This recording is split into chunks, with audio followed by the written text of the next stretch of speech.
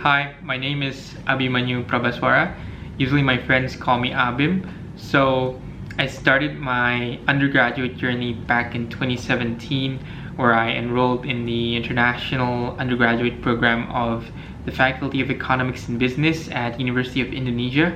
So it was basically a 2 + 2 years program. So I did a double degree. Basically started with my first degree at UI where I studied management, and then I took another degree at the University of Melbourne where I studied marketing and also management. Hi, my name is Orlando. I'm a management student, batch 2019, and I'm in a double degree program in the University of Groningen. Hello everyone, I'm Aiki Alkori. I'm a management student, batch 2018. I'm enrolled in a single degree program and I've done my studies abroad, and I chose to study in Seoul at Hanyang University.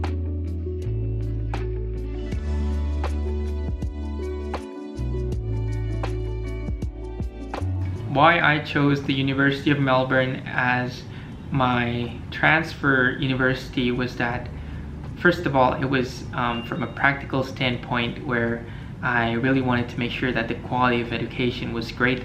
So I just saw the rankings, the QS World University rankings, and it was amongst the top 40 globally, and also in Australia it's amongst the top 3, so I think that's good enough.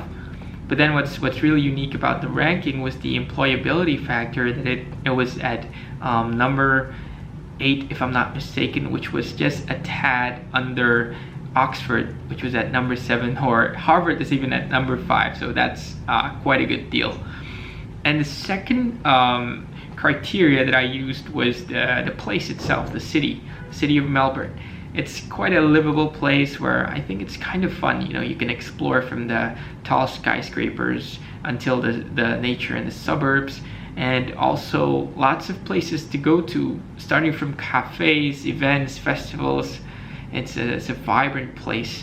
And lastly is the ability to handpick the subjects. That's what I found interesting, because I can pick the subjects that I love, such as I want to learn about brand management, management consulting, and so on. But not only that, but I could also learn about subjects that's even outside of my faculty, such as I learned about French class, so speaking French, which don't ask me about French. And then secondly is also I learned about making movies, and of course transit-oriented development. So it's a really interesting uni where you could learn about almost everything that you'd imagine. So yeah, a holistic package. Right, so I chose the University of Groningen because it was the most cost efficient in terms of price, and it also has one of the best qualities of education, especially in terms of research. So in my mind, I thought that I was not really good at reading or writing. So to develop in those two weaknesses, I chose University of Groningen, since they're basically a research university, which of course develops both your writing skills and reading skills. Okay, so I chose to study at Hanyang since it is one of the best and prestigious business school in South Korea. I also heard a lot of good stuff about that university from my seniors as well. They said they had a good time studying there, and actually they were right. I had a good time studying there, even though at the time of my studies, most of my classes were mostly online, but I still learned a ton and still met a few friends here and there because I still visit the campus once in a while to go to the gym or maybe do group projects together. So yeah, it was great.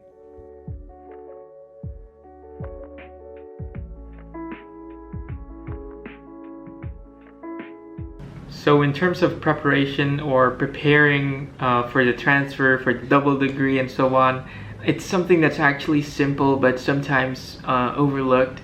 So the first thing that I would do back then was to check the requirements, because every partner uni in FEB have different requirements. Well, some of it are the same, but then like you have the different minimum GPAs, you have the different subjects that you need to take as a prerequisite, you have the other forms of tests that's needed. So we need to know that first in terms of the requirements, and secondly is the documents, like the visa, passport, insurance, and so on. So we want to finish our enrollment by actually completing all the documents that's needed for the transfer to be done smoothly. And lastly is in terms of the accommodation. There are two types of people. One is the person who's find his accommodation when he or she has already arrived there.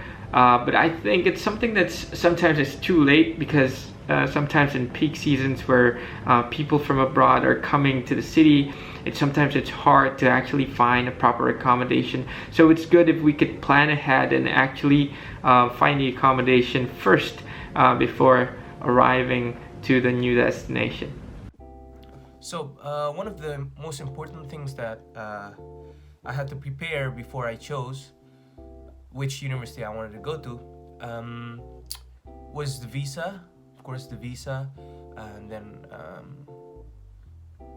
the hardest thing the hardest challenge to go abroad is actually finding an accommodation. At that time, it took me about more than a month to get an accommodation. So I really I suggest all of you that's going to transfer to find your accommodations as fast as possible before your transfer time. Okay, so my tips for you guys is please be attentive to the legal paperworks like visa permits, PCR test result from official hospitals, and it is best for you to also secure housing as soon as possible, and make sure you know the quarantine requirement, because many countries they implement different requirement for the mandatory quarantine. Back then I end up losing 5 million rupiah, me and my friends each 5 million each, because we are planning to do independent quarantine at an Airbnb house, but my university Hanyang they don't allow independent quarantine. So Hanyang student they have to do the mandatory quarantine at their designated facilities. So please make sure that you get everything right as soon as possible, as early as possible, and just don't be a deadliner, guys.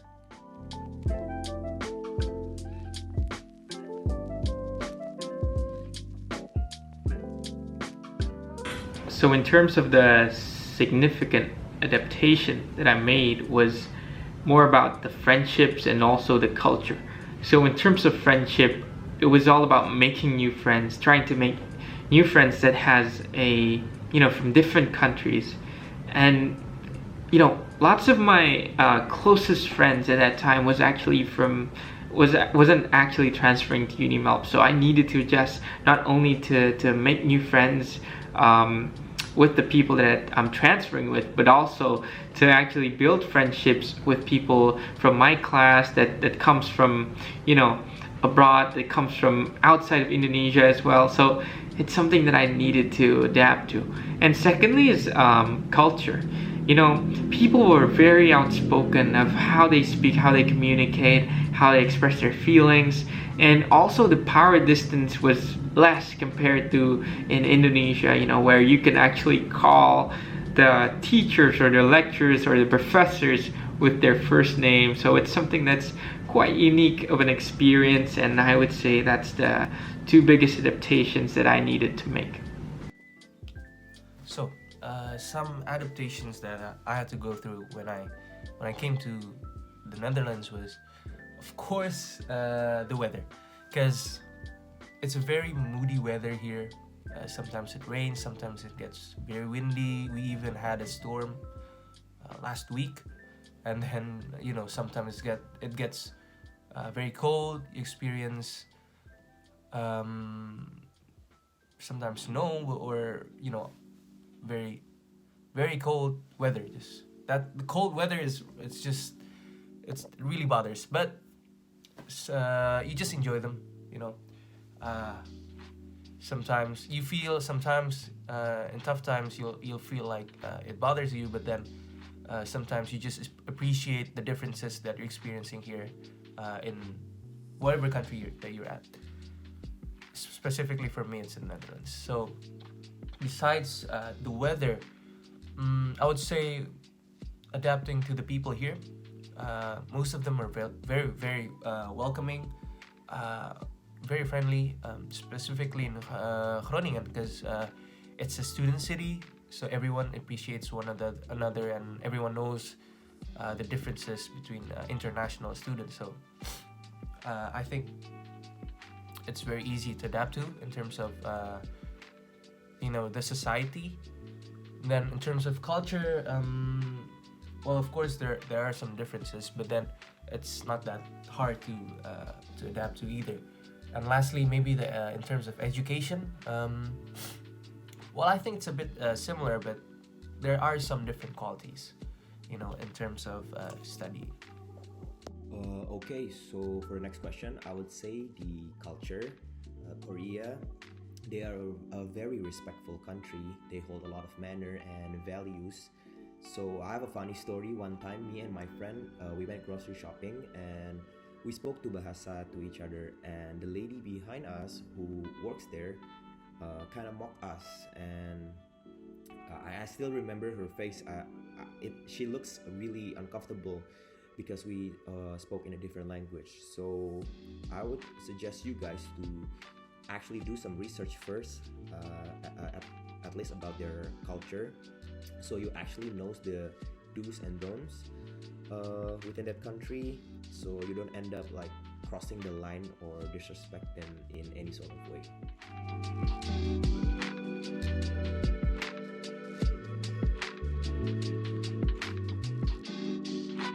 So comparing UI with UniMelp is something that's kind of hard because there are many, different circumstances. But then, like when I think about it, there were three main differences that I could actually synthesize from my journey. The first one is that, in UI, it's more about the theories and understanding the concepts, right?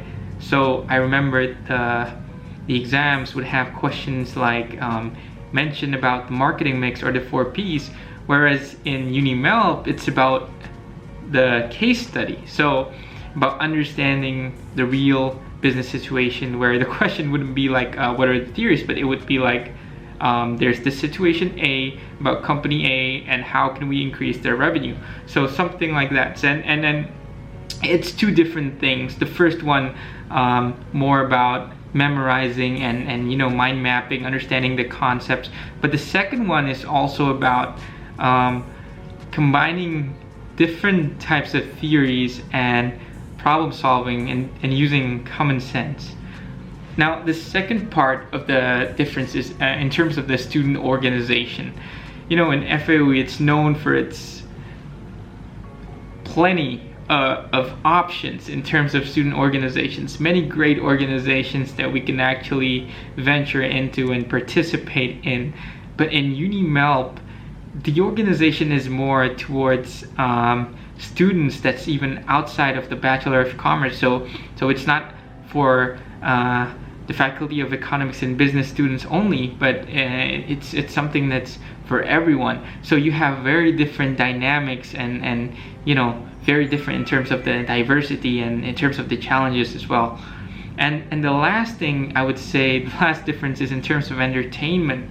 When you think about UI, you think about Depok. It's a really nice, it's a nice place, yeah, but most people in UI that I know, they tend to hang out outside of Depok. They go to Jakarta because there isn't much things to do, and also like it's a very vehicle oriented place where we cannot really walk due to the pollution, and maybe like the pedestrians aren't that that pedestrian friendly.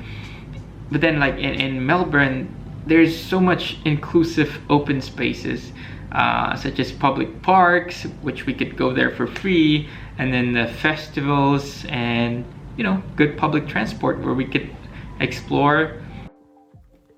Right, so the differences between studying in Indonesia and here in Groningen. So I think it's quite similar, but some differences include, when in Indonesia you learn most of the theories, but then you don't really dive into the application of the theories itself. So here you really have to understand the theories beyond what you learn in the books. You really have to understand how they apply it in real life. Like for example, in marketing you learn about the 4 P's, the 4 marketing mix. You'll have to learn really how to apply those theories. And for example, I'm like right now I'm making a marketing report, and we are researching regarding one company called Pringles, as everyone knows. Well, in that company, we have to learn not only just the marketing mix of the company, but also all the other theories that we've learned before in the University of Indonesia, and also some theories that we just learned here in Groningen. So there's a lot of application more than theory, and that's why we study a lot harder here. And like usually in Indonesia we have lessons and things like that, but here we really have to find our own studying space. And usually I can do that in the library. The library here has been very helpful for me and most of the students here as well. So that's how you study here. Since I enrolled in English-speaking classes, my classmates were not only Koreans but also other students from many countries. I enjoyed working with some of them, but some not so. But it is still cool to actually do a group project with them, sharing our ideas, our experiences and perspective. But I still feel like, at least in doing group project, it is more comfortable for me to do it with my other fellow Indonesian, or maybe it's because there's no language barrier, or the culture and the pace is already comfortable for me. And for the Koreans, I think they are really, really ambitious and hard worker. Therefore, you have to do good in class. You have to be better, be more active, so you don't get trailing behind. And they actually don't tolerate if you're slacking off on group projects, so make sure that you do good at group project as well. So overall, my experience there, it was great. And although I feel like studying here in Indonesia is still feel more comfortable for me, but it is always good to get out of that comfort zone.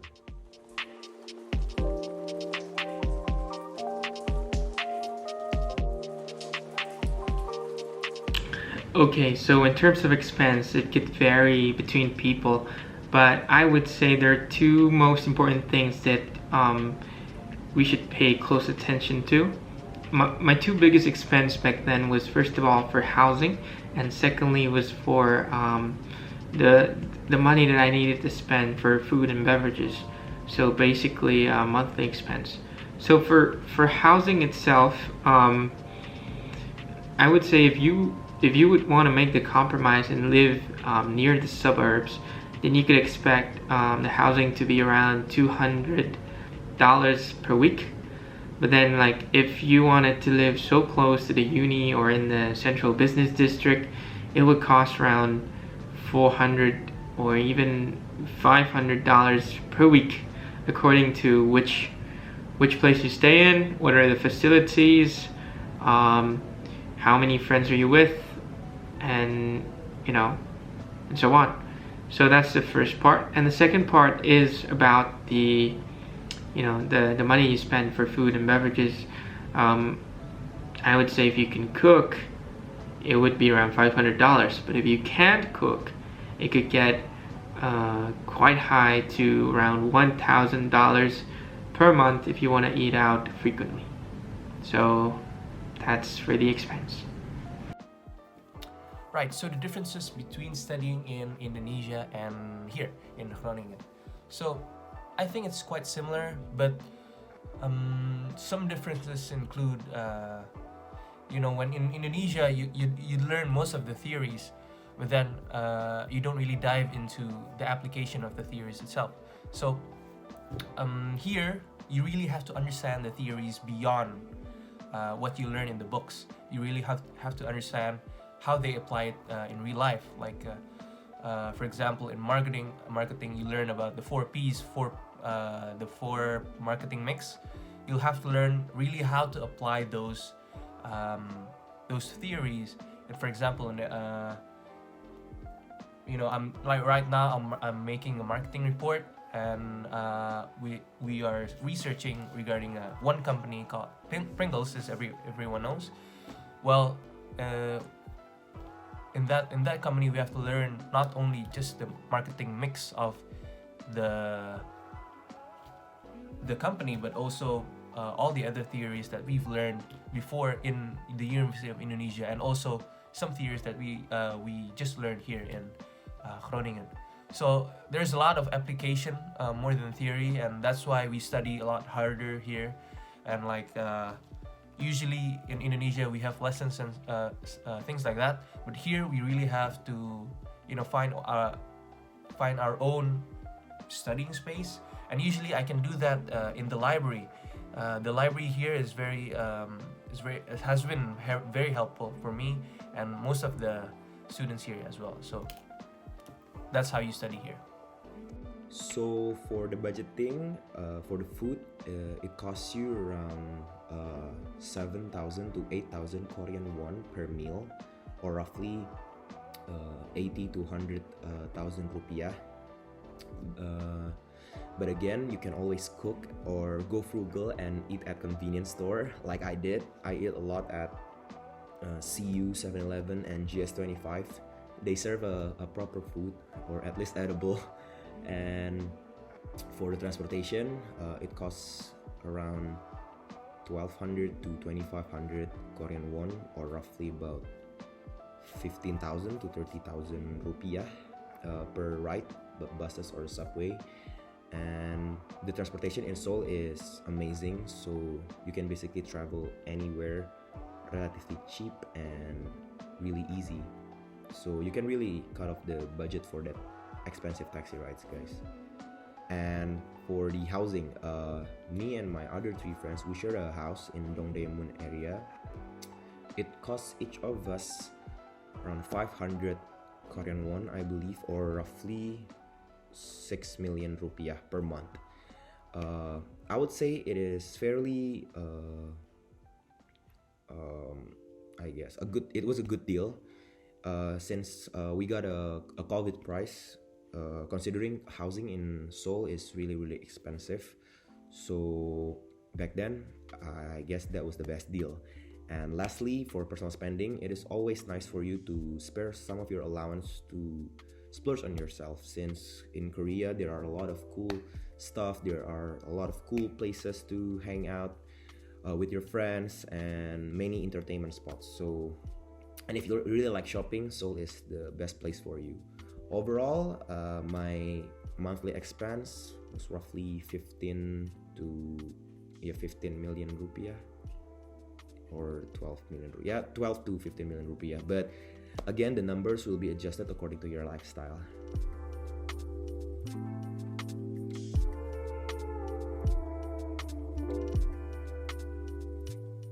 In my opinion, life after uni is quite interesting because, starting at the university, we're inside a curriculum where everything has its own parameters of how are we assessed, and what's success is like. They have their own assessments, but in life we can actually define our own success. At least that's what I think.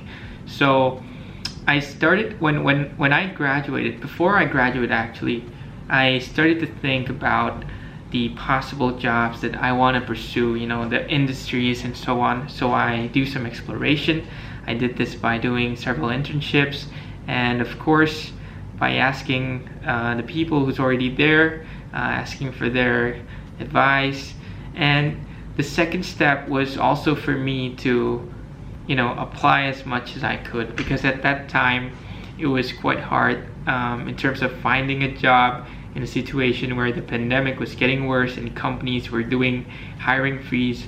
So what I did was that I applied to many different types of jobs, but you know, I tried to improve myself along the way by understanding the recruitment process, starting from the CV screening, the interview, the test, focus group discussions, the final interview, and so on. So it's a challenging process, but finally it was worth it. And by the time I graduated, I already got a job at DBS Bank, which is the job that I'm in right now.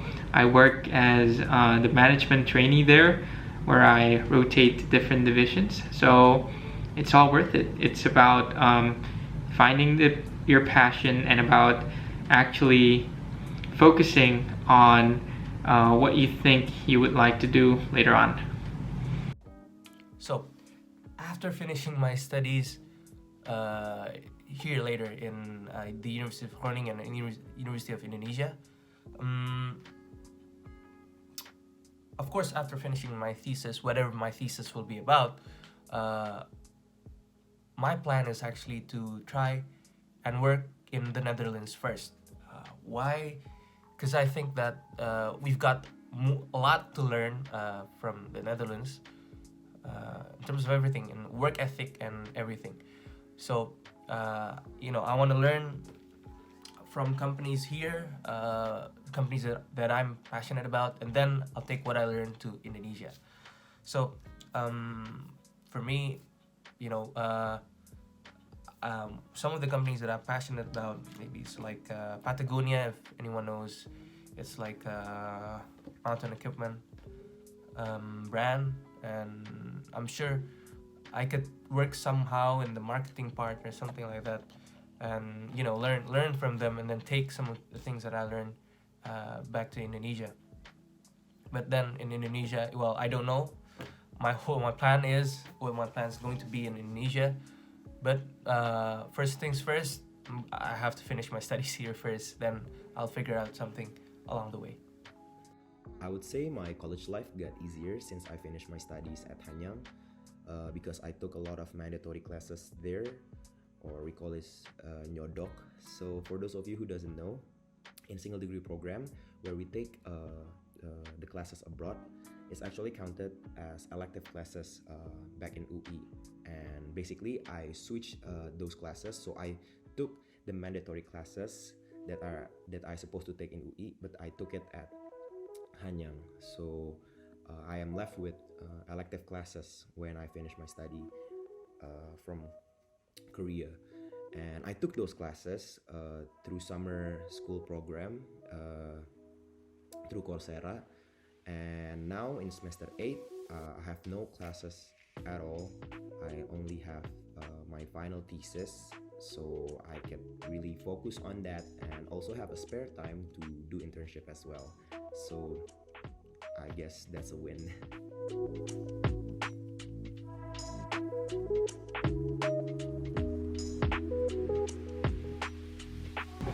So in terms of advice, I wouldn't say I'm a wise man myself, but I would say I would give like 3 main advice that I got either from books or from the people that I admire. The first one is to focus on what matters the most. So you see many people when they go to college, they say yes to everything. They started to join many organizations, which you could say that I did on my first 2 years of college. But then I decided to actually focus on the organizations that I like the most, to focus on the things that yielded the most results. So for instance, back then I used to study blindly. Like I just put in hours and hours, and I thought when I failed, I thought that I wasn't putting enough hours, but then I realized I wasn't even reading the subject guide where you can actually see like the proportion of your score, and then you can actually focus on, just focusing on doing the test or doing the group work well. You could see the composition of because they parameterize everything. And the second part is about friendships. I heard this wise man once said that your network is your net worth. So I think that's really true, especially being post uni life, where you would have long-term friendships with your friends from university. So just connect with as much people as you want, and find the best friendships where you could learn more from these people, and just genuinely help them when they need help, because one day you might need their help and you're sure that they're there for you. And the last thing is to just enjoy and have so much fun, because it's bachelor's degree. It's something that we do once in our lifetime, and I think that to make it worthwhile, we just gotta enjoy the moment. Just hang out with your friends, go out, just do what you love during uni, make as much mistakes as possible, because we can eventually learn from it and become a better person. So that's it. Some advices for you guys who's going to transfer as an exchange student or double degree, single degree student. First of all, I would say is to manage your money well, because you don't really have people to go to. You don't have your parents. You don't have, someone to hold on to in terms of financial issues. So you really have to manage your money well. My advice is to work. You could work part-time here, and in the Netherlands there's lots of part-time jobs for international students. You don't really have to understand the language either. You just have to work, and they don't really ask you that much of your time either. It's usually only 8 hours a week, so it's good for you. I mean, in terms of financial benefits. Then besides that, I would say the best advice I could give you is to live a balanced life. So while you're here, you just have to have fun. Especially me here in the European Union. There's a lot of country you can go to. You can travel. You can experience lots of different things, not only in the Netherlands but also different countries. I could go to Germany, I could go to Czech Republic, I could go to France. There's a lot of things that you can explore here, not just in terms of education. Of course, education is number one, but then you'll have to balance it out, for just for your mental well-being, because that's very important. So that's the advice that I can give to all of you that's transferring abroad, and good luck. Okay, to wrap this up, for the last question, my tips for you guys is don't forget why you're abroad in the first place. There will be times when you feel demotivated, you feel overwhelmed due to the high workload, you feel burnt out, or even feeling homesick. But just suck it in, keep your head high, and roll up your sleeve. While it may sound cliche, but experience studying abroad is truly an amazing opportunity, and especially in a tough time like this. And not many people have the privilege to do so. So if you're transferring, make sure to make the best out of your time, and you'll be enjoying the benefit for years. So good luck to you guys. Hopefully, you can have a smooth process of transferring and have the amazing time while you're at it. Bye, guys.